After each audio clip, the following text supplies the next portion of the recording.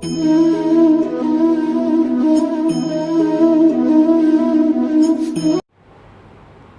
Students, કેમ છો બધા? મજામાં? આજના સેશનમાં હવે આપણે દાખલા કરવા છે સાહેબ, અને સૂત્ર એક જ છે કે Q1 Q2 upon R square. એના ઉપરની ડિસ્કશન કરવાની થાય છે.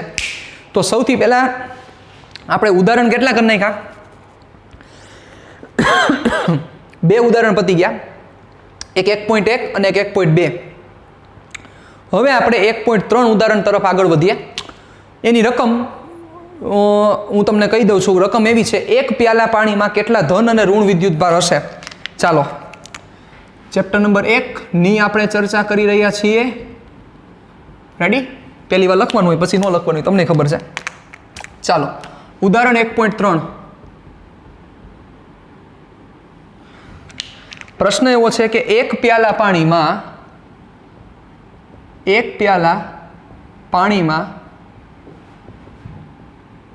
કેટલા ધન અને ઋણ વિદ્યુતભારો હશે? યસ, બહુ સિમ્પલ પ્રશ્ન છે, એટલે એની રકમ મેં તમને લખી દીધી. બાકી મોટી મોટી રકમ તો તમને મસ્ત સ્ક્રીન ઉપર દેખાશે. પરફેક્ટ.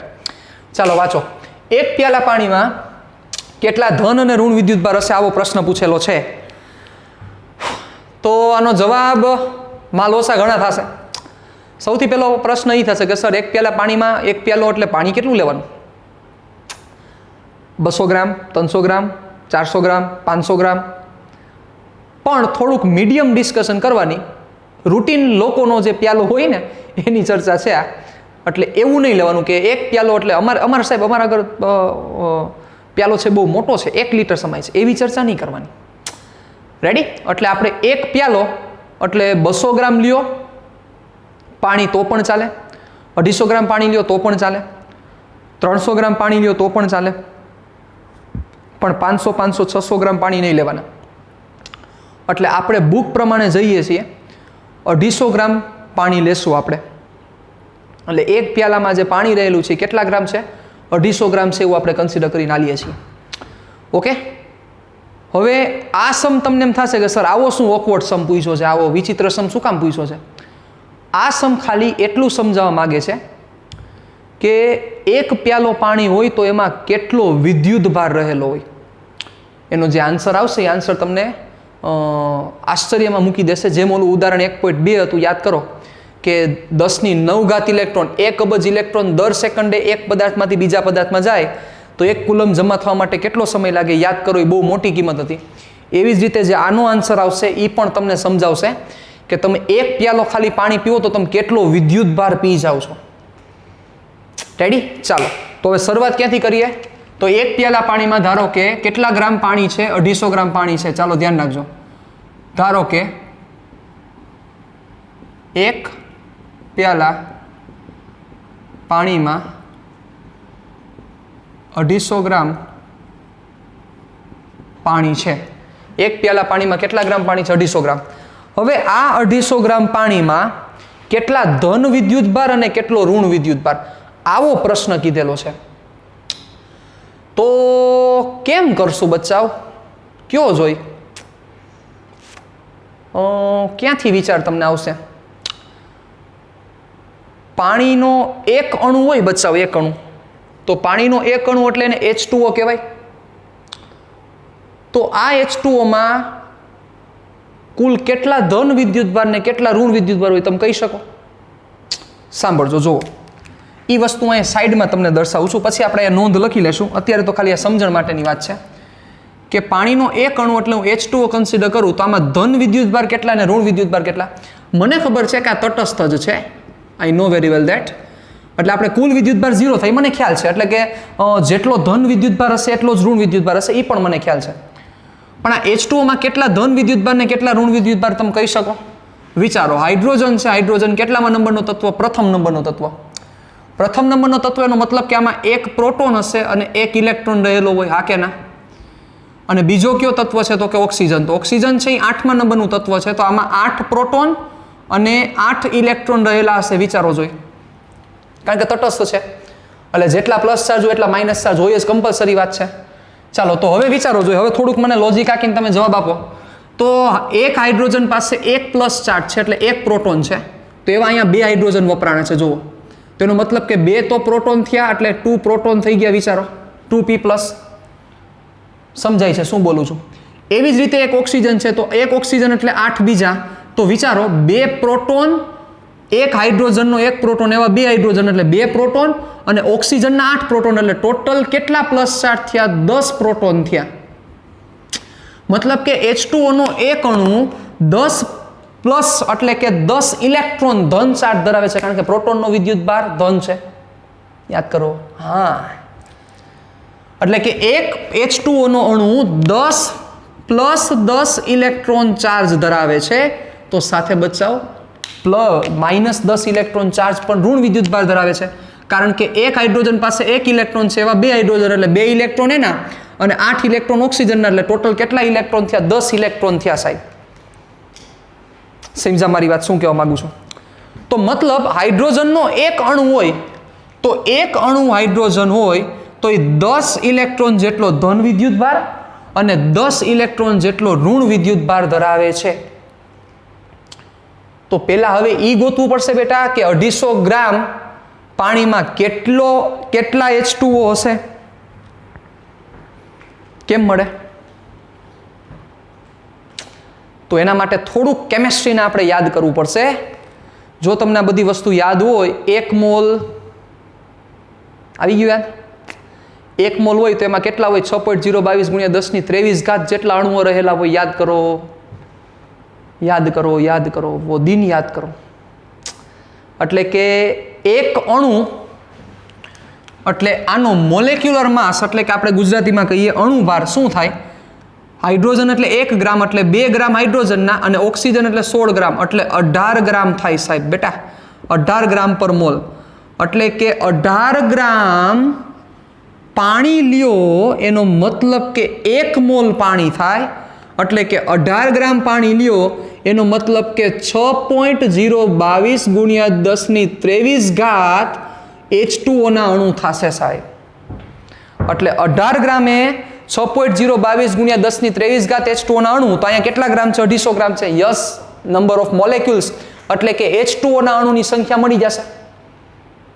તો એક અણુ પાસે કેટલા છે એ પણ મળી ગયા, તો અણુની સંખ્યા મળી ગઈ. તો એક અણુ પાસે આટલો હોય તો આટલા અણુ પાસે કેટલા હોય? બહુ સિમ્પલ વસ્તુ છે, સમ પૂરો થઈ ગયો તમારો. પણ તમને ઈ લાઈટ થવી જોઈએ કે આ સમને હેન્ડલ કઈ રીતે કરવું. 250 ગ્રામ પાણી છે એટલે પહેલા એ વિચારવું પડે કે પાણીમાં અણુઓની સંખ્યા કેટલી હશે. તો એ આપણે ગોઈતું ક્યાંથી? તો એ આપણે ગોઈતું અણુભાર ઉપરથી. અણુભાર ઉપરથી અણુની સંખ્યા મળી ગઈ. અણુની સંખ્યા મળી ગઈ પછી આપણે વિચાર્યું કે એક અણુ પાસે કેટલો ધન વિદ્યુતભાર, કેટલો ઋણ વિદ્યુતભાર, એ આપણે મેઝર કર્યો. તો એક અણુ પાસે આટલો હોય તો આટલા અણુ પાસે કેટલો હોય? સિમ્પલ વાત છે. વધી આગળ ચાલો જોજો બરોબર રીતે. તો પહેલા આપણે અણુની સંખ્યા ગોતી લઈએ. ચાલો તો શું થશે? ક્યાંથી સ્ટાર્ટ કરશું? જોજો બરોબર. 18 ગ્રામ પાણી, Na જેટલા અણુઓ,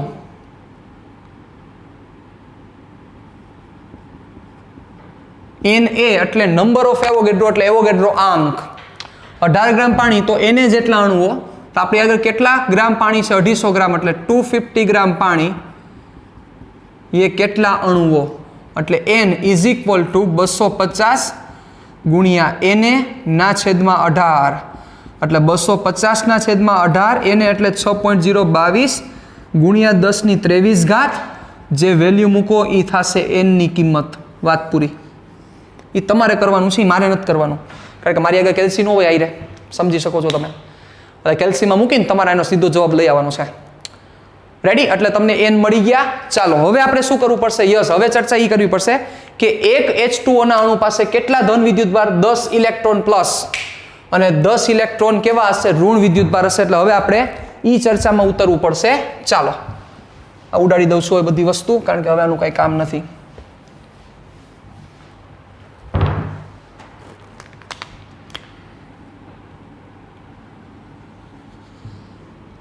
ચાલો H2O નો એક અણુ 10 E જેટલો ધન વિદ્યુતભાર અને 10 E જેટલો ઋણ વિદ્યુતભાર ધરાવે છે. ક્લિયર? એટલે આનો મતલબ એ થયો કે 250 ગ્રામ પાણીમાં ધન વિદ્યુતભાર અને ઋણ વિદ્યુતભારના મૂલ્યો કેવા હશે? સમાન હશે, કારણ કે આફ્ટર ઓલ પાણી કેવું છે? ન્યુટ્રલ છે. ચાલો તો શું થશે? ધ્યાન રાખજો બરોબર. પાણીના એક અણુમાં રહેલો ધન વિદ્યુતભાર, એને આપણે સ્મોલ ક્યુ નામ આપીએ, પ્લસ 10E. 10E ની કિંમત 1.6 ઇન્ટુ 10⁻⁻19 એટલે 1.6 ઇન્ટુ 10⁻⁻18 કુલમ આટલો વિદ્યુતભાર છે એક પાસે. તો આપણે તો કેટલા પાસે ગોતવાનો છે? યસ, આ તો એક અણુની વાત થઈ, આપણે n જેટલા અણુ માટે ગોતવાનું છે. તો શું થશે? ધ્યાન રાખજો. એક H2O નો અણુ Q જેટલો વિદ્યુતભાર, NH2O ના અણુ કેટલો વિદ્યુતભાર? સિમ્પલ છે, તેને આપણે નામ આપશું કેપિટલ Q. તો capital Q is equal two શું થશે? N into Q. સિમ્પલ. એટલે n તમને અહીંયા મળી ગયા છે, ગોતી લેવાના છે, અને Q ની કિંમત અહીંયા પડી જ છે 1.6 ઇન્ટુ 10⁻⁻18. વેલ્યુ મૂકો એટલે તમને ટોટલ Q મળશે. પણ આ કેવો Q મળશે? તો કે ધન વિદ્યુતભાર મળશે. રેડી? ડન? ચાલો હવે આની સાથે સાથે જ આપણે ઋણ વિદ્યુતભારની પણ ચર્ચા કરવાની છે. તો આટલો જ કેટલો હશે? ઋણ વિદ્યુતભાર હશે. તો એ આપણે અહીંયા મેન્શન કરી દઈએ કે અહીં પાણી તટસ્થ હોવાથી Q જેટલો જ ઋણ વિદ્યુતભાર પાણી ધરાવે છે. પૂરી થઈ ગઈ વસ્તુ. તો આ જે કિંમત આવે એ કિંમતનો આન્સર હું તમને કહું સાહેબ, એ કિંમત આવશે 1.34 × 10⁷. આટલી મોટી કિંમત આવશે. કારણ કે મારી પાસે કેલ્સી નથી એટલે મેં બુકમાંથી જોઈને એનો આન્સર કીધો 1.34 × 10⁷. બચાવ ખાલી આ એક પ્યાલો તમે જે પાણી લ્યો છો એ પાણીમાં 10⁷ કુલમ જેટલો વિદ્યુતભાર હોય, ધન વિદ્યુતભાર. 10⁷ કરોડ થાય. એટલે 10⁷ એક પ્યાલો આમ પાણી પી ગયા એટલે 10⁷ એટલે 1 કરોડ કુલંબ તમે પી ગયા. તો તમને એમ થાય કે સર તો આપણને નુકસાન ન કરે? ન કરે. એનું કારણ કે જેટલો ધન વિદ્યુતભાર પીવો છો એટલો જ સાથે સાથે તમે ઋણ વિદ્યુતભાર પીવો છો, એટલે તટસ્થ છે વસ્તુ. એના કારણોસર આ થાય છે. ક્લિયર? તમે તમારી ફેરબુકમાં આખું મસ્ત રીતે પહેલાં આ લખી નાખો, વ્યવસ્થિત રીતે આખું નોટ કરી લ્યો, પછી આપણે આગળ વધીએ. ચાલો લખી નાખો વ્યવસ્થિત રીતે, સ્ક્રીનશોટ પાડી લો એટલે તમને વધારે કન્વિનિયન્ટ રહેશે. ક્લિયર? ચાલો વધીએ આગળ. હવે આના પછીનું આપણે જે ડિસ્કશન કરવી છે એ ડિસ્કશન છે ઉદાહરણ નંબર 1.4. ચાલો, ભણવું જ છે અને આ દુનિયામાં કોઈ પહોંચી શકે એમ નથી, અને જેને ભણાવવા જ છે એને કોઈ પહોંચી શકે એમ નથી. રેડી? ચાલો.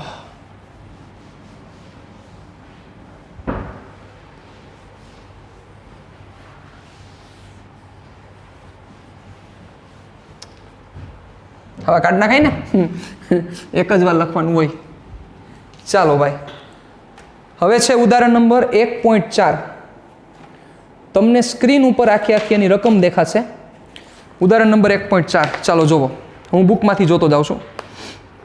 બહુ સિમ્પલ જેવો સમ છે, પણ આ સમ આખી એક કમ્પેરિઝન સમજાવે છે. વાંચો એટલે સમજાશે. બે બિંદુવત વિદ્યુતભારો વચ્ચેના સ્થિત વિદ્યુત બળ માટેનો કુલમનો નિયમ ખબર છે તમને? ચાલો, કુલમનો નિયમ.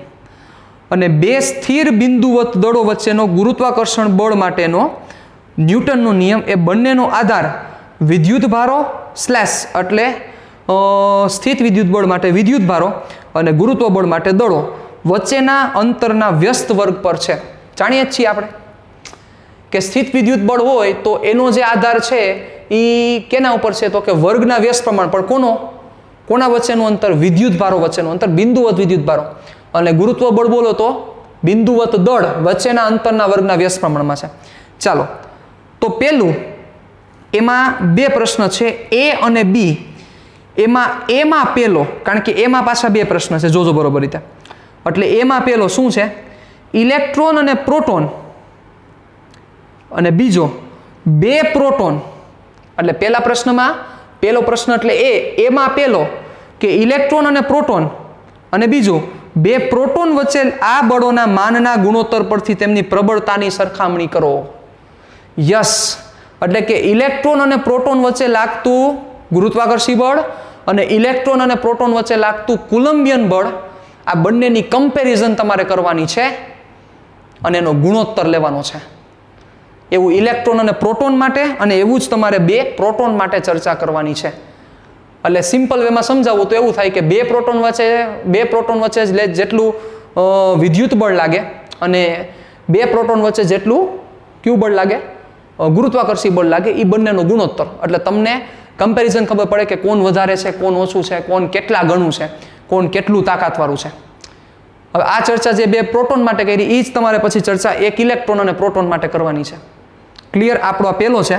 પછી બીજું શું કીધું છે કે ઇલેક્ટ્રોન અને પ્રોટોન 1 એંગસ્ટ્રોમ દૂર હોય ત્યારે તેમના પરસ્પર આકર્ષણ બળથી ઉદ્ભવતા ઇલેક્ટ્રોન અને પ્રોટોનના પ્રવેગ શોધો. એટલે પછી બીજામાં એવું કીધું છે કે ઇલેક્ટ્રોન અને પ્રોટોન જ્યારે 1 એંગસ્ટ્રોમ જેટલા અંતરે હોય તો આકર્ષણ બળને લીધે કેટલો પ્રવેગ ઉદ્ભવશે, એ પ્રવેગનું સૂત્ર, એ પ્રવેગની કિંમત તમારે ગોતવાની છે. એ પ્રવેગ પણ બહુ મોટો હશે, એ ફાઇન કરશું ત્યારે ખબર પડશે. તો પહેલાં એક ખાસ વસ્તુ આપણે હવે મગજમાં રાખશું કે જ્યારે આ રકમ તમારી સ્ક્રીન ઉપર આવે છે ત્યારે આખી રકમ પહેલાં તમારે તમારી બુકમાં લખી લેવાની છે, જો ટેક્સ્ટ બુક ન હોય તો. અને ટેક્સ્ટ બુક હોય તો કાંઈ પ્રશ્ન નથી. રેડી? એટલે હું તમને સ્ક્રીન ઉપર દેખાડીશ ત્યારે હું સમજાવતો પણ જઈશ, પણ પછી સ્ક્રીન ઉપરથી વહી જશે, કારણ કે બોર્ડ આખા બોર્ડની જરૂર પડતી હોય ત્યારે. રેડી? એટલે આ વસ્તુ ખાસ મગજમાં રાખજો. ડન? ચાલો, તો પહેલાં તમે નો લખી હોય તો પહેલાં લખી લ્યો, પછી આપણે આગળ વધીએ. ચાલો, તો હવે આપણે ડિસ્કશન કરીએ. પહેલામાં પેલું છે ઇલેક્ટ્રોન અને પ્રોટોન. ચાલો જોજો, ઉદાહરણ નંબર 1.4. ઉદાહરણ નંબર 1.4. એમાં પ્રશ્ન એવો છે કે ઇલેક્ટ્રોન અને પ્રોટોન વચ્ચે લાગતું બળ. સાવ સિમ્પલ છે. એમાં પેલો ઇલેક્ટ્રોન અને પ્રોટોન. ચાલો, એમાં કમ્પેરિઝન કરવાની છે. એટલે પહેલા હું વિદ્યુત બળ લઈ લઉં, પછી ગુરુત્વાકર્ષી બળ લઈ લઉં, એ બેનો સીધું કમ્પેરિઝન એટલે ગુણોત્તર, રેશિયો લેવાનો છે. રેશિયો એટલે ગુણોત્તર. ઇલેક્ટ્રોન અને પ્રોટોન r અંતરે હોય ત્યારે તેમની વચ્ચે લાગતું, પેલા ક્યુ બળ લઈ લેશું આપણે, વિદ્યુત બળ. રેડી? ચાલો, તો શું થશે? ધ્યાન દેજો બરોબર. આ ઇલેક્ટ્રોન અને આ પ્રોટોન કેટલા ડિસ્ટન્સે છે? r જેટલા અંતરે છે. બરોબર? મારો r થોડોક સરખો નથી થતો, પણ તમે સમજદાર છો એટલે સમજી જશો. રેડી? ચાલો, તો ત્યારે લાગતું વિદ્યુત બળ સિમ્પલ છે, Fe is equal two K Q1 Q2. Q1ની કિંમત કેટલી થશે? E. આપણે વેલ્યુ જ મૂકવાની છે બેટા. માઇનસ આવે તો આપણે શું મૂકશું? પ્લસ જ મૂકશું. ખાસ મગજમાં રાખજો. K Q1 Q2. Q1 એટલે E, Q2 એટલે પ્રોટોનનો ચાર્જ કેટલો હોય? E જેટલો જ હોય, ના છેદમાં r સ્ક્વેર. એટલે is equal two Ke square ના છેદમાં r સ્ક્વેર. અહીંયા કૌંસમાં લખી નખાય. કેવું બળ લાગશે? આકર્ષી. આને આપી દો સમીકરણ નંબર 1, આ Fe. ચાલો, હવે આ જ બંને વચ્ચે લાગતું ગુરુત્વાકર્ષી બળની ચર્ચા કરવાની છે. સિમ્પલ છે. તો ઇલેક્ટ્રોન અને પ્રોટોન વચ્ચે r અંતર હોય ત્યારે લાગતું ગુરુત્વાકર્ષી બળ. રેડી? એને હું દર્શાવીશ Fg વડે. તો શું થશે બચ્ચા? કયો જોઈ? G me mp upon r square. શું કામ me mp? સમજ્યા કે નો સમજ્યા? યસ, ઇલેક્ટ્રોનનું દળ લેવું પડશે. gm1 m2 ના છેદમાં r સ્ક્વેર સૂત્ર છે. ઇલેક્ટ્રોનનું દળ, પછી પ્રોટોનનું દળ me mp ના છેદમાં r સ્ક્વેર. અને આપી દો સમીકરણ નંબર 2. અને આ બળ કેવું લાગશે? કમ્પલસરી આકર્ષી જ હોય. ઓમાં તો આકર્ષી અને અપાકર્ષી શક્ય છે, આમાં એવું શક્યતા નથી. કારણ કે ગુરુત્વાકર્ષી બળ હંમેશા આકર્ષી પ્રકારનું. ચાલો તો સમીકરણ 1 અને 2 આપણે આની કમ્પેરિઝન કરવાની છે. તો સીધો આનો ગુણોત્તર લઈ લો. ચાલો શું થશે? તો હવે આપણે કરીએ સમીકરણ 1/2 લેતા. ચાલો શું થશે? સમીકરણ 1/2 લ્યો જોઈ એટલે થશે FE ના છેદમાં FG. એટલે બચાવ જોવો જોઈએ. અહીંયા r² અને અહીંયા r² કટ થઈ જશે. વધશે શું? ke² ના છેદમાં GMEMP. સમજા? હા, શું કર્યું મેં? ગુણોત્તર લીધો છે. આની પાસે r² છે, આની પાસે r² છે. r² કટ થઈ જશે ગુણોત્તર લીધા એટલે. ઉપર વધશે અંશ, આગળ વધશે ke², છેદ આગળ વધશે GMEMP. ચાલો મૂકો અહીંયા કિંમત શું થશે? k ની કિંમત થશે 9 ગુણ્યા 10⁹ e થશે 1.6 ગુણ્યા 10⁻19 નો સ્ક્વેર ના છેદમાં g એટલે 6.67 ગુણ્યા 10⁻11 me 9.1 ગુણ્યા 10⁻31 mp 1.67 ગુણ્યા 10⁻27. બહુ સિમ્પલ વસ્તુ છે. ડન. ચાલો હવે અગત્યની વસ્તુ થશે આની ઘાતની કમ્પેરિઝન કરવી. મતલબ કે ઘાત અરેન્જમેન્ટ કરવી ને એ જ આમાં ઇમ્પોર્ટન્ટ આખો ફેક્ટર છે. એ તમને આવડી ગયો એટલે પછી કાંઈ ઇસ્યુ નથી. આમાં ઘાત નહીં આવડે તો લોચા થશે. ધોરણ 12માં બહુ મોટી મોટી ઘાત સાથે આપણે સંબંધ લેવાનો થશે. તો ચાલો હવે અહીંયા ધ્યાન દઈએ. તમારે કેલ્સી લઈને તમારે કરવાનું છે. આ બધું કંઈ હું નથી કરવાનો, પણ હું તમને અત્યારે ઘાત સમજાવું છું, ઘાત કઈ રીતના એનો યુઝ કરવો. ઓકે, ચાલો હવે આ 2 ઘાત છે તો આ 2 ઘાત બંનેને મળશે. અને અહીંયા ઘાતનો શું થશે? ગુણાકાર. તો જોવો તો અહીંયા શું થશે? સૌથી પહેલા કન્સિડર કરો એટલે 9. ચાલો તમારે કેલ્સીમાં જ ઘાત કરવાની, જરાય મૂંઝાવાનું નહીં. 2 આને ગુણશો એટલે કેટલી ઘાત થશે? તો કે -38. છેદની ઘાતને ઉપર લ્યો એટલે એની નિશાની ચેન્જ કરી નાખો એટલે -11 ઉપર આવશે એટલે +11, -31 ઉપર આવશે એટલે +31, -27 ઉપર આવશે એટલે +27. તો હવે આમાં જે તમારે કેલ્ક્યુલેશન થાય એ પ્રમાણે કરી નાખવાની. કઈ રીતે કર્યું છે? બહુ સિમ્પલ વેથી કર્યું છે મેં. અહીંયા ઘાત હતી 9 એટલે 9 ઘાત લઈ લીધી. અહીંયા -38 એટલે લઈ લીધા -38. ચાલો નીચે -11 ઉપર આવશે એટલે પ્લસ, -31 ઉપર આવશે એટલે +31, -27 ઉપર આવશે +27. અહીંયા જો +27 હોત તો મારે -27 કરવા પડ્યા હોત. હવે આ કેલ્સીમાં કરી નાખો સરવાળો, જરાય મૂંઝાવમાં. જે આન્સર આવે, બાકી તો તમને કરતા આવડે જ છે. 9 ગુણ્યા આ શું કરવું પડશે? 1.6 કેટલી વાર કરવાના? 2 વાર. 1.6 ગુણ્યા 1.6 પછી 6.67 પછી 9.1 પછી 1.67. એ જે પ્રમાણે તમે કરો છો એ પ્રમાણે જ કરવાનું છે. રેડી? જે આવે એ અહીંયા મૂકી દો. એને ગુણ્યા 10ની જે ઘાત આવી ઘાત અહીંયા મૂકી દો. એટલે આ તમારો આન્સર થશે FE ના છેદમાં FG. એટલે એ જે આન્સર આવશે એપ્રોક્સિમેટ કેટલો આવશે તમને બુકમાંથી કહું તો એ આન્સર આવશે એપ્રોક્સિમેટ. આપણે ઇલેક્ટ્રોન ને પ્રોટોન વિશે ચર્ચા કરી એટલે 10⁻39 સમથિંગ આન્સર આવશે સાહેબ. કેટલી ઘાત આવશે? 10⁻39 સમથિંગ. તો થોડોક મગજ આંકો તો આ વસ્તુ એવું સૂચવે છે કે FE is approximate 10⁻39 time FG. એટલે કે જે ગુરુત્વાકર્ષી બળ લાગે છે એ ગુરુત્વાકર્ષી બળની કિંમત વિદ્યુતીય બળ કરતાં 10⁻39 ગણી વધારે છે સાહેબ. કેટલી મોટી કિંમત કહેવાય વિચારો. 10⁻39 આટલું પ્રબળ છે વિદ્યુત બળ કોના કરતા? ગુરુત્વાકર્ષી બળ કરતા.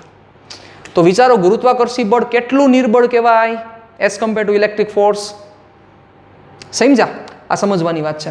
ચાલો વધીએ આગળ. આના પછી હવે આપણે આ જ વસ્તુ કોના માટે ચર્ચા કરશું? 2 પ્રોટોન માટે. ચાલો તો હવે આપણે શોર્ટ એન્ડ સ્વીટમાં કરીએ. હવે બીજો પ્રશ્ન, કારણ કે પહેલા કેસમાં આપણને ઇલેક્ટ્રોન ને પ્રોટોનની વાત હતી. હવે આપણે 2 પ્રોટોન માટે ડાયરેક્ટ કમ્પેરિઝન કરી. ડાયરેક્ટ કમ્પેરિઝનમાં શું થશે સમજો. થોડુંક હવે લોજિક આંકો. તો 2 પ્રોટોનની ચર્ચા કરું તો અહીંયા શું આવી જશે? પ્રોટોન આવી જશે. અહીંયા પ્રોટોન, અહીંયા તો પ્રોટોન હતા જ. એટલે અહીંયા પ્રોટોન અને અહીંયા પ્રોટોન. તો અહીંયા તમે જ્યારે FE લખશો તો KEE, કારણ કે પ્રોટોનનો વિદ્યુત ભાર ઇલેક્ટ્રોન જેટલો જ હોય સાહેબ. એટલે આ તો સેમ જ આવશે. અહીંયા શું ફેર પડશે? ME ની જગ્યાએ શું થઈ જશે? MP. ચાલો થોડુંક જો તમને એમ લાગતું હોય કે સર નથી ક્લિયર થતું પરફેક્ટ, તો હું વ્યવસ્થિત લખું છું. ચાલો ધ્યાન રાખજો. r અંતરે રહેલા 2 પ્રોટોન વચ્ચે લાગતું વિદ્યુત બળ. It means first proton, second proton, distance r. ચાલો કેટલું વિદ્યુત બળ લાગતું હશે? સિમ્પલ છે, હવે તમને બહુ સારી રીતે આવડશે કે E ઇન્ટુ E, કારણ કે પ્રોટોનનું વિદ્યુત ભાર ઇલેક્ટ્રોન, આનો પણ વિદ્યુત ભાર કેટલો છે? E જેટલો, એટલે કે E સ્ક્વેર ના છેદમાં R સ્ક્વેર. થોડાક સ્ટેપ કાપવા કેવું બળ લાગશે? અપાકર્ષી. સમીકરણ નંબર 1, સોરી 1 નહીં, હવે 2 નહીં 3, સમીકરણ નંબર 3. ચાલો હવે વધી આગળ.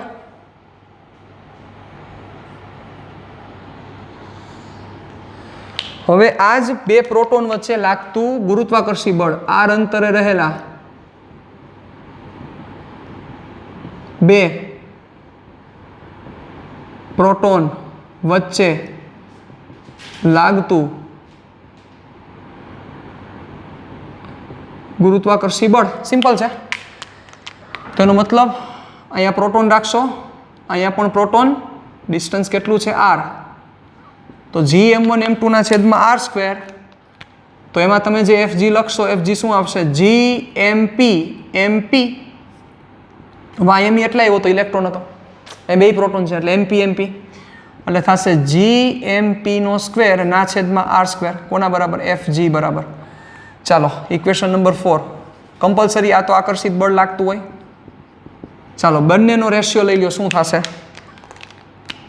હવે સમીકરણ 3 ભાગ્યા 4 લેતા તો ડાયરેક્ટ હવે r સ્ક્વેર ઉડાડ નાખો બચાવ, તો શું થશે? fe ના છેદમાં fg ઇઝ ઇક્વલ ટુ ઉપર વધશે ke સ્ક્વેર ના છેદમાં g mp સ્ક્વેર. વેલ્યુ મૂકીને તમારા આન્સર લઈ આવવાનો છે.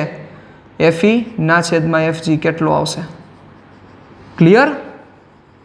ચાલો હવે આપણે આગળ વધીએ તો શું થશે? ધ્યાન દેજો બરોબર રીતે. હવે આમાં શું કીધું છે કે ઇલેક્ટ્રોન અને પ્રોટોન, બીજો પ્રશ્ન મેં તમને કીધું હતું, બુકમાં લખી લેજો. બીજો પ્રશ્ન એવો હતો કે ઇલેક્ટ્રોન અને પ્રોટોન 1 એંગસ્ટ્રોમ જેટલા અંતરે હોય, 1 એંગસ્ટ્રોમ દૂર હોય, ત્યારે તેમના પરસ્પર આકર્ષણ બળથી ઉદ્ભવતું ઇલેક્ટ્રોન અને પ્રોટોનના પ્રવેગ શોધો. ચાલો જોજો, અહીંયા ધ્યાન રાખજો. કેટલા એંગસ્ટ્રોમ સાહેબ? 1 એંગસ્ટ્રોમ જેટલા દૂર હોય. ચાલો હવે કયો પાર્ટ છે? બી પાર્ટ. ઇલેક્ટ્રોન અને પ્રોટોન 1 એંગસ્ટ્રોમ જેટલા અંતરે હોય ત્યારે લાગતું ક્યુ બળ? ઓબ્વિયસ છે, ગુરુત્વાકર્ષી ન હોય, વિદ્યુત બળ. આ સરખું લખ દઉં તમને, 1 એંગસ્ટ્રોમ. રેડી? ચાલો શું થશે? સિમ્પલ છે. આ ઇલેક્ટ્રોન અને આ પ્રોટોન, ડિસ્ટન્સ કેટલું છે? r. r ની વેલ્યુ ખબર છે, r is equal two 1 angstrom. ચાલો લાગતું, હા લાગતું ગુરુત્વાકર્ષી બળ f is equal two, sorry વિદ્યુત બળ k e સ્ક્વેર, કારણ કે બંને સેમ જ થશે, ના છેદમાં r સ્ક્વેર. વેલ્યુ મૂકો એટલે તમને આન્સર આવશે ન્યૂટનમાં. k ની કિંમત થશે 9 × 10⁹, બધી વસ્તુઓ તમને ખબર છે, એટલે f મળી ગયો. હવે તમારે શું ગોતવાનું છે? પ્રવેગ ગોતવાના છે કે ઇલેક્ટ્રોન અને પ્રોટોનમાં કેટલા પ્રવેગ ઉદ્ભવશે, ઉદ્ભવતો પ્રવેગ કેટલો છે, હવે એ જોઈએ છે આપણે. કેમ મળશે? ચાલો તો બચાવ, આ f જેટલું જે બળ લાગે છે એ કોના વચ્ચે લાગે? ઇલેક્ટ્રોન પ્રોટોન ઉપર લગાડે તો ઓબ્વિયસ છે પ્રોટોન ઇલેક્ટ્રોન ઉપર લગાડે. ન્યૂટનનો ત્રીજો નિયમ આપણે લાસ્ટ સેશનમાં ચર્ચા કરી ગયા વેક્ટર ફોર્મમાં. તો હવે આપણે શું જોઈએ છે? સાંભળજો બરોબર મારી વાત. ઇલેક્ટ્રોનનો પ્રવેગ. તો પ્રવેગનું સૂત્ર શું થશે બચ્ચાઓ? બળ લાગતું હોય, બળમાંથી પ્રવેગ જોતો હોય તો તમને યાદ છે, તમારે એના માટે યાદ કરવું પડશે ચેપ્ટર નંબર 5, ન્યૂટનની ગતિનો નિયમ. બળમાંથી પ્રવેગ જોતું હોય તો ફાધર ઇક્વલ ટુ માં. તમને નહીં ખ્યાલ હોય, હશે યાદ, પણ હવે બહુ મસ્ત રીતે યાદ રાખી લ્યો. ફાધર ઇક્વલ ટુ માં, f is equal two ma. હવે અહીંયાથી પ્રવેગ જોતો હોય તો શું કરવું પડે? f ના છેદમાં m. તો હવે આવું યાદ રાખો, પ્રવેગ જોતો હોય ત્યારે આવું યાદ રાખો, net force upon total mass. Net force upon mass, mass એટલે દળ, એટલે બળના છેદમાં દળ. તો હવે અહીંયા મારે પ્રવેગ ગોતવાનો છે, ઇલેક્ટ્રોનનો પ્રવેગ, તો શું થશે? AE is equal two F ના છેદમાં દળ. કોનો પ્રવેગ? ઇલેક્ટ્રોનનું. તો દળ કોનું? ઇલેક્ટ્રોનનું, ME. હવે અહીંથી તમે એફ ગોતી લીધેલો હશે, આ એફ મળી ગયો, ના છેદમાં એમ એટલે 9.11 ગુણ્યા 10⁻31 અથવા 9.1 ગુણ્યા 10⁻31, જે આવે એ આન્સર અહીંયા લઈ આવો. મીટર પર સેકન્ડ સ્ક્વેર એનું ઓપ્શન થશે.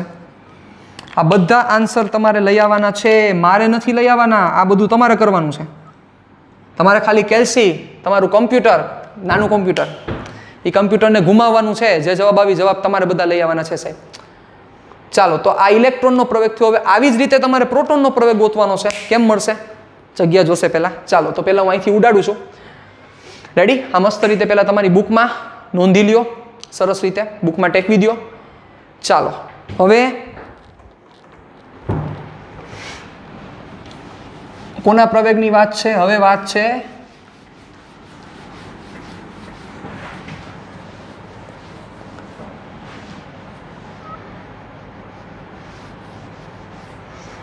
પ્રોટોનનો પ્રવેગ જોઈએ છે તમારે. ચાલો, તો શું થશે? સિમ્પલ, જેમ ઇલેક્ટ્રોનનો પ્રવેગ ગોઈતો છે એવી જ રીતે પ્રોટોનનો પ્રવેગ ગોતવાનો છે. એટલે આપણે એને દર્શાવશું એપી, તો એફના છેદમાં એમપી, એટલે એફ તો ઓલું જે આવશે એ જ મૂકવાનું છે. ના છેદમાં એમપી એટલે 1.67 ગુણ્યા 10⁻27 વેલ્યુ મૂકો, તમારો આન્સર આવી જશે મીટર પર સેકન્ડ સ્ક્વેર. આ તમારો એપી થયો. બહુ સિમ્પલ વસ્તુ છે સાહેબ, કાંઈ આમાં નવીન છે નહીં. રેડી? ઉદાહરણ નંબર 4 તમારું પૂરું. તો આ ઉદાહરણ નંબર 4 તમને શું સમજાવ્યું? ઉદાહરણ નંબર 4નો એમ એક જ હતો, નાનકડો એવો એમ હતો કે ઇલેક્ટ્રિક ફોર્સ અને ગ્રેવિટેશનલ ફોર્સ એટલે કે વિદ્યુત બળ અને ગુરુત્વાકર્ષી બળ વચ્ચે શું કમ્પેરિઝન છે, પ્રબળતાનો સંદર્ભ શું છે, કોની કિંમત ઊંચી છે, કોની કિંમત નીચી છે, એ જ સંદર્ભ હતો. ક્લિયર? ચાલો, વધીએ આગળ. હવે આના પછીની જે આપણે ડિસ્કશન કરવી છે એ ડિસ્કશન ઉપર થોડાક હવે આગળ વધીએ.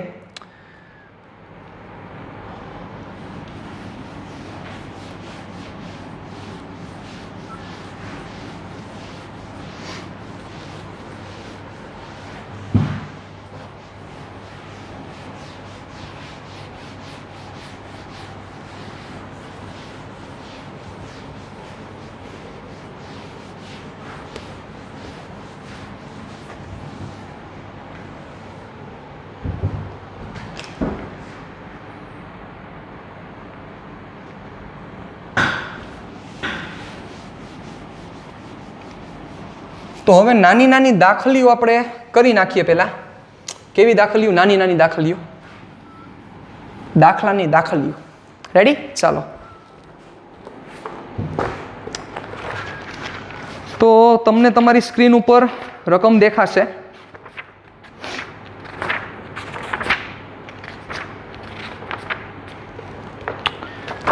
જોજો બરોબર રીતે. 1 થી 3 સ્વાધ્યાયના પેલા 1 થી 3 3 દાખલા આપણે કરી નાખવા છે. 1 થી 3 ઘણા બધા થઈ જશે, પણ પહેલાં આપણે 1 થી 3 પૂરા કરી નાખીએ. ચાલો, તો સૌથી પહેલાં તમને 1.1ની રકમ દેખાશે. જોજો બરોબર રીતે.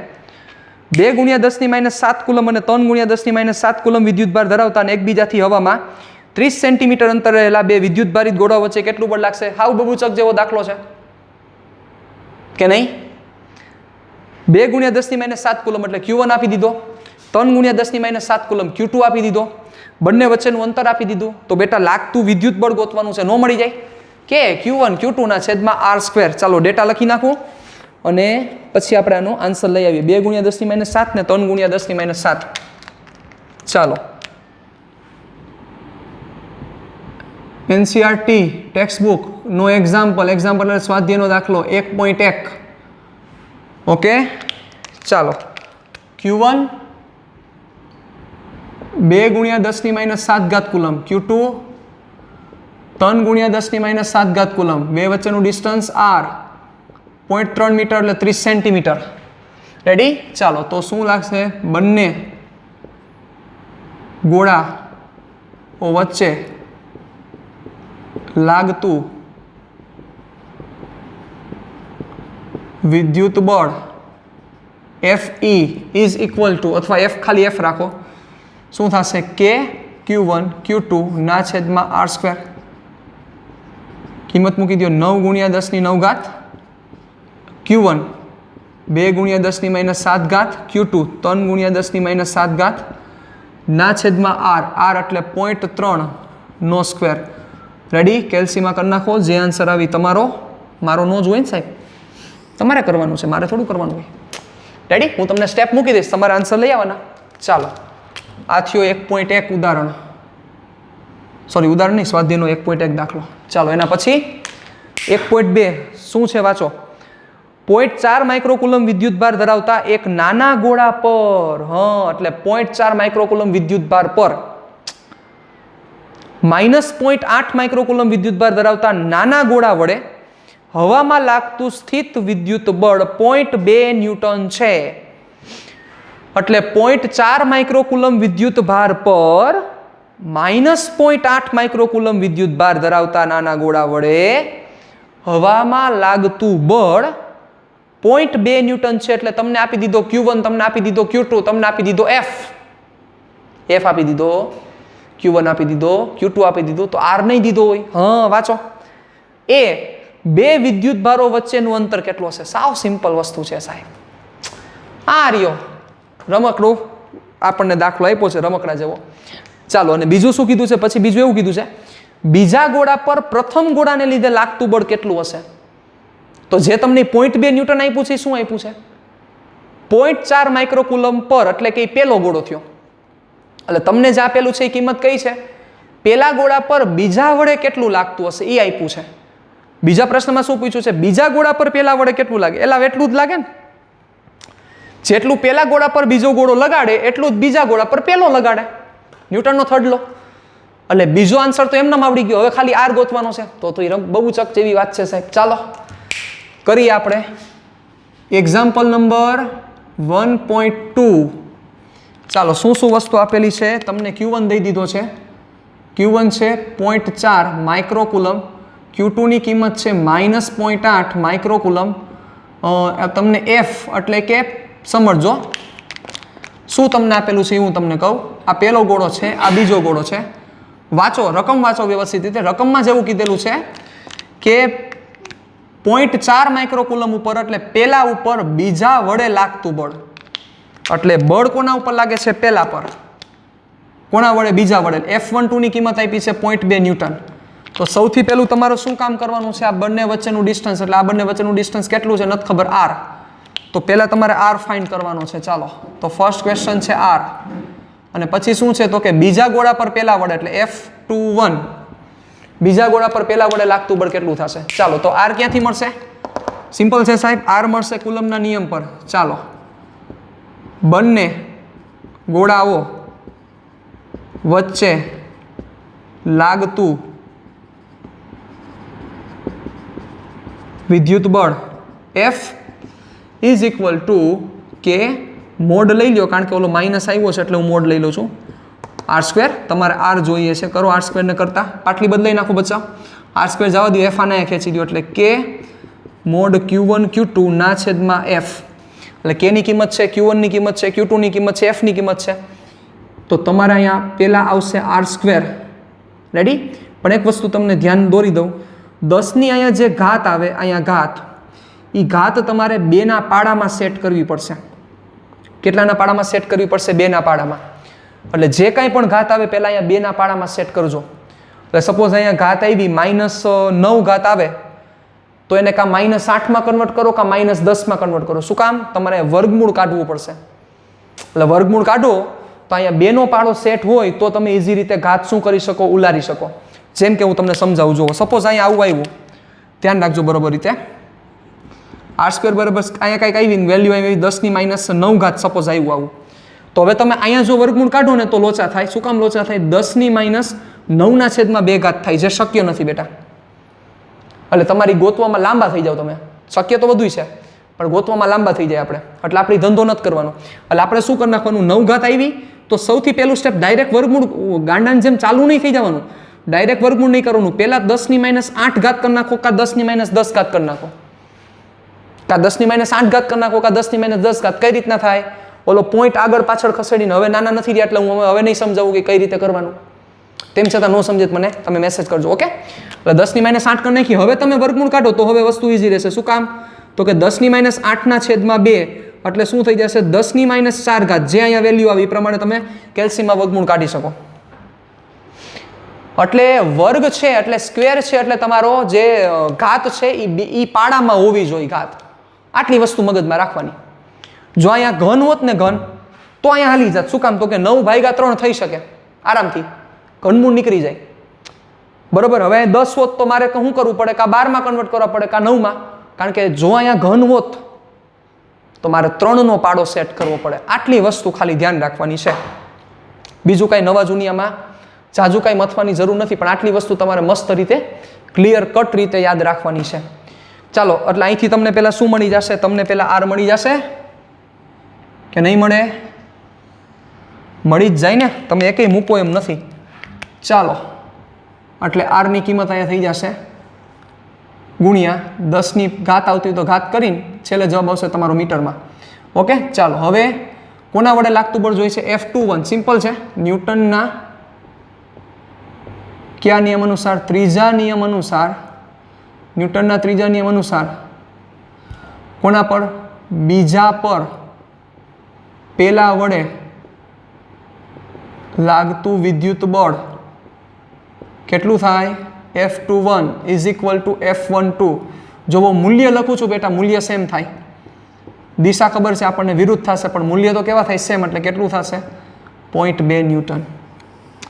બહુ સાદો અને સિમ્પલ સમ છે, પણ આ ઘાતમાં થોડુંક ધ્યાન રાખજો. બીજું કાંઈ એમાં કંઈ કાઢ લેવાનું નથી. ચાલો ચાલો ચાલો ચાલો, હજી આપણે ઊભું રહેવાનું થતું જ નથી. મારે ભણાવી દેવું છે ને તમારે ભણી જ લેવું છે. ચાલો, પછીનો સ્વાધ્યાયનો દાખલો 1.3.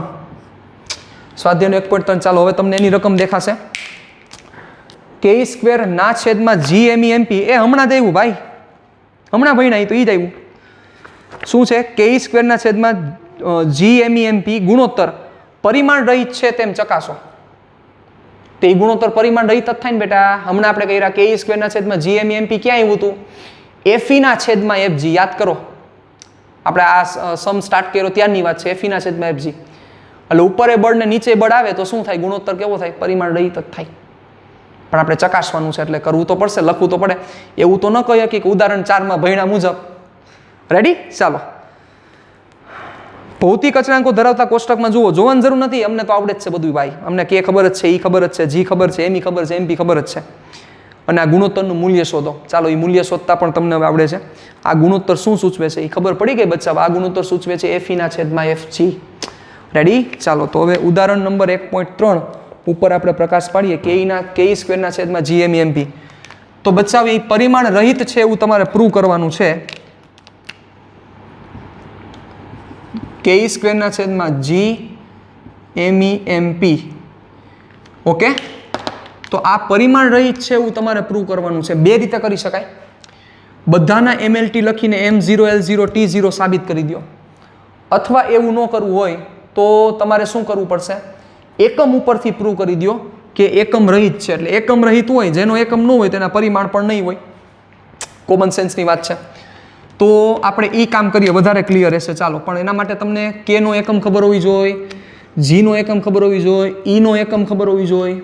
તો પહેલા g નો એકમની ખબર છે. ચાલો, તો એના માટે હું પહેલાં તમને લખી દઉં. ચાલો, k નો એકમ શું થાય? ન્યૂટન મીટર સ્ક્વેર પર કુલમ સ્ક્વેર. આ ખબર હોવી જોઈએ. પછી હજી એક એકમની જરૂર પડશે, g નો એકમ આ યાદ હોવું જોઈએ. શું થાય? ન્યૂટન મીટર સ્ક્વેર પર કિલોગ્રામ સ્ક્વેર. રેડી? ચાલો, હવે જરૂર નહીં પડે. તો હવે શું થશે? k² ના છેદમાં g_mE_mp નો એકમ બરાબર શું થશે? તો ઉપર લખવું પડશે k² નો એકમ ના છેદમાં g_mE_mp નો એકમ. ચાલો, k² નો એકમ, k નો એકમ શું થશે? ન્યૂટન મીટર સ્ક્વેર પર coulomb square into e². e² એટલે કુલમ સ્ક્વેર. સિમ્પલ. આ પેલો મૂકો એ k નો છે, આ e નો છે. એટલે ઉપર k² નો એકમ ના છેદમાં g_mE_mp. g નો એકમ શું થશે? ન્યૂટન મીટર સ્ક્વેર પર કિલોગ્રામ સ્ક્વેર. આ g નો એકમ. me એટલે માસ ઓફ ઇલેક્ટ્રોન, એટલે ઇલેક્ટ્રોનનું દળ કેમાં મપાય? કિલોગ્રામમાં. mp પ્રોટોનનું દળ કિલોગ્રામમાં, એટલે કિલોગ્રામ ઇન્ટુ કિલોગ્રામ, કિલોગ્રામનો સ્ક્વેર. ક્લિયર થયું? આ એકમ કોનો મૂક્યો છે? આ મૂક્યો છે કે, આ મૂક્યો છે ઈ સ્ક્વેર, જેને નો સમજે એના માટે છે. આ મૂક્યો છે જી અને આ મૂક્યો છે એમઈ એમપી. ક્લિયર? ચાલો હવે વ્યવહારે થતું કરો. ઉડાડતા નહીં હો, ઉડાડવાના નથી થતા. કોઈ દી એકમ ન ઉડે, એકમના પાડા ન હોય. ન્યૂટન એકું ન્યૂટન, ન્યૂટન બે ન્યૂટન. ગાંડા લાગ્યા આવું બોલી તો. એટલે એના પરિમાણ ઓછા થાય. એટલે અહીંથી જો આ માઇનસ કુલમની -2 કુલમની +2 આ 0 થઈ જશે. ન્યૂટન 0 થઈ જશે. મીટર સ્ક્વેર 0 થઈ જશે. કેજી સ્ક્વેર -2 છે +2 0 થઈ જશે. બધું 0 થઈ જશે. મીટર સ્ક્વેર 0 થઈ જશે. એટલે શું થશે? સિમ્પલ છે, સમજી ગયા તમે.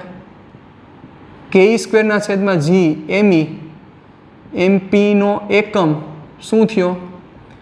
સિમ્પલ, એકમ રહિત. કેવું થશે? એકમ રહિત. અને એકેય પ્રકારનો એકમ નથી. તો હવે એનું પરિમાણ શું થશે બેટા? તો પરિમાણ કે સ્ક્વેરના છેદમાં G ME MP is equal to m0 L0 T0. ચાલો હવે શું કરવાની છે એની કિંમત? તો હવે કિંમત તો ગોતતા આવડે. હવે કે સ્ક્વેરના છેદમાં જી એમઈ એમપી શું થશે? કે એટલે 9 ગુણ્યા 10⁹ ઘાત. હમણાં જ કર્યું હતું. એ એટલે 1.6 ગુણ્યા 10⁻19 ઘાત નો સ્ક્વેર ના છેદમાં જી 6.67 ગુણ્યા 10⁻11 એમઈ 9.1 ગુણ્યા 10⁻31 એમપી 1.67 ગુણ્યા 10⁻27 ઘાત. વેલ્યુ મૂકો અને હમણાં ઓલું કર્યું તો એ જ જવાબ આવશે. એટલે ફરીથી પાછું ગોતવા ન બેતા. ક્લિયર? આન્સર શું સૂચવે છે? આ શું હતું? યાદ કરો. જે કોનો ગુણોત્તર હતો? ઓલું ઉદાહરણ 4 જોઈ લ્યો, કદાચ યાદ ન આવે તો. આ ગુણોત્તર હતો એફઈ અને એફજી. આ ગુણોત્તર વિદ્યુત બળ અને ગુરુત્વાકર્ષી બળ વચ્ચેનો શું સૂચવે છે? સંબંધ સૂચવે છે. શું સૂચવે છે? ગુરુત્વાકર્ષી બળ અને વિદ્યુત બળ વચ્ચેનો સંબંધ સૂચવે છે. ક્લિયર? તો આજના સેશન પૂરતું આટલું રાખીએ. પાછા નેક્સ્ટ સેશનમાં મળશું, ત્યારે જે બીજા ઘણા બધા સમ કરવાના છે એના વિશે ડિસ્કશન કરશું. ટાટા બાય બાય, સિયા, ફિર મિલેંગે ચલતે ચલતે.